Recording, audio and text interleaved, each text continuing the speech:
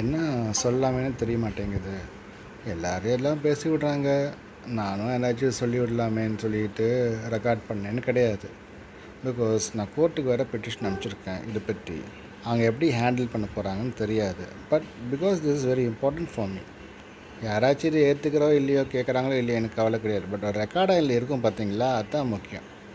ரோட்டில் என்ன ஸ்டைல் வேணால் பண்ணு, பட் உள்ளார வீட்டுக்குள்ளார எனக்கு என்ன தனியாக எவ்வளோ வச்சு வாங்குகிறான் பார்த்தியா, அதுதான் நல்லா பொறுத்துக்க முடியல. ஸோ அதுக்காகவே இந்த மாதிரி வீடியோ செஞ்சு நான் போட்டேன்னா யாராச்சும் கேட்குறவங்களுக்கு, இல்லை கோர்ட்டில் ஹைகோர்ட்டு லாயர்ஸு ஜட்ஜு அவங்க தான் பார்த்து இது புரிஞ்சுக்கணும். அதுக்காக தான் நான் இந்த வீடியோ பண்ணி போடுறேன்.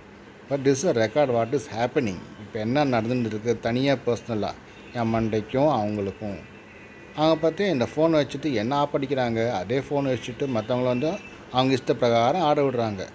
இந்த டைமில் யாருக்கு தான் இல்லை, குழந்தைங்க கூட இந்த ஃபோன் வச்சுருக்காங்க. ஃபோன் கேட்குதம்மா, நான் வரேன், ஓடி வரேன்னு சொல்கிறாங்க. ஸோ இது நல்ல விஷயம் கிடையாது. அதுக்காகவே I will talk about this, the secret what is happening in under ground.